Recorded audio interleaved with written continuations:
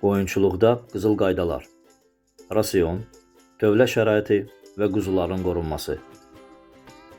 Salam aleykum, dəyərli izləyicilər. Keçən videolarımızın şərhində bir izləyicimiz çox vacib bir məsələni qaldırdı. Dedi ki, rəqəmlər yaxşıdır, amma qapalı qoyunçuluqda heyvanı müxtəlif dövrlərdə necə yemləməliyik? Dövlənin havası, temperaturu necə olmalıdır ki, quzu tələfatı olmasın? Bugün hər şeyi kənara qoyub, elmə və kənd reallığına əsaslanan qızıl qaydaları izah edirəm. Kanala abunə olun, hər bir fermerin bilməli olduğu vacib sirlərə keçək. Dostlar, qapalı qoyun qabağına il boyu eyni yemi tökmək böyük səhvdir. Heyvan 4 fərqli dövrü və hər dövrün öz rasionu var. Subay və qoça gəlmə dövrü, flushing, qoçlaşmaya 3-4 həftə qalmış ana qoyunların yemini artırmalıyıq. Buna elmdə flushing deyilir. Bu dövrdə günə 300 qram arpa, kəpək qarışığı və bol yonca verilir. Səbəb odur ki, qoyunun orqanizmi cana gəlsin və əkizləşmə faizini yüksək olsun. Boğazlığın ilk 3 ayı bu dövrdə embrion baladır, heyvanı hədsiz piyləndirmək olmaz, yoxsa dölü salar. Günə cəmi 200 qram qüvvəli yem və çəmən otu, saman vermək kifayətdir. Boğazlığın son 2 ayı, bax bura kilit nöqtəsidir. Quzu ana bətnində ən çox bu dövrdə böyüyür. Samanı kəsirik, təmiz yonca artırırıq və qüvvəli yemi günə 500 qrama qaldırırıq ki, ana qoyun tox olsun, quzu zəif doğulmasın və ananın südü bol olsun.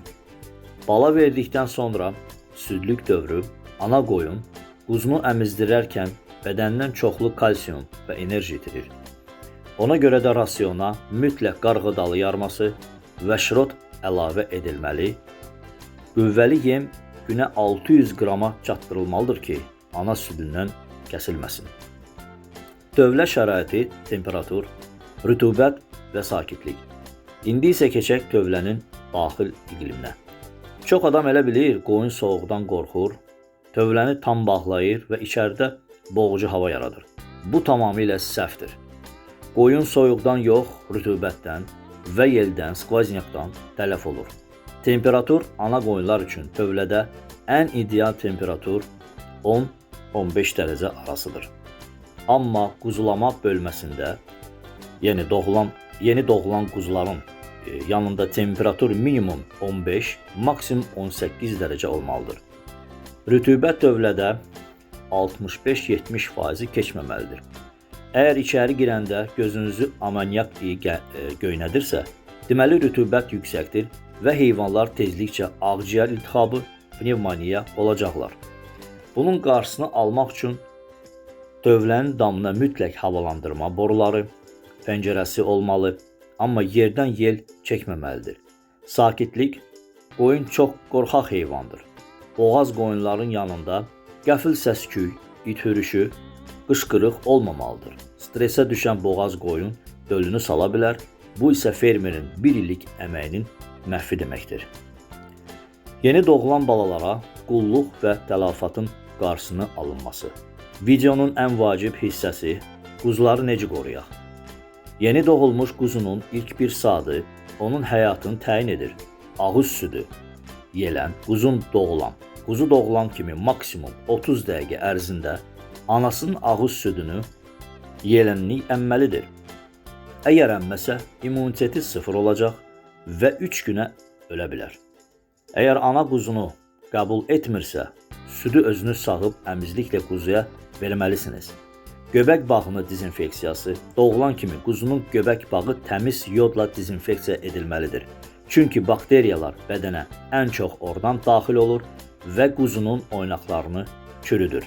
Altlığın quru olması, quzuların altı hər zaman quru samanla örtülməlidir.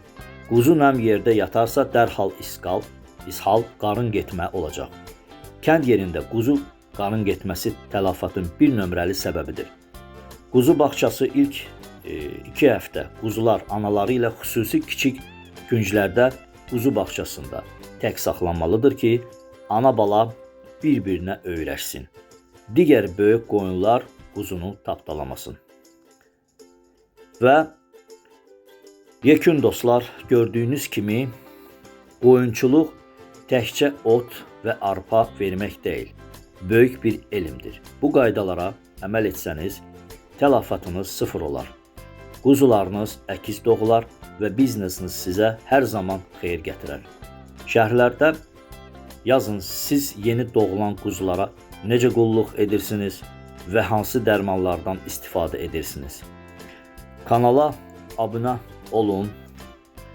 Kanala abunə olmağı unutmayın ki, belə maarifləndirici videoların davamı gəlsin. Allah hər kəsin malına bərəkət versin. Assalamu aleykum və rahmetullah və barakatuh. Növbəti videoda görüşənədək.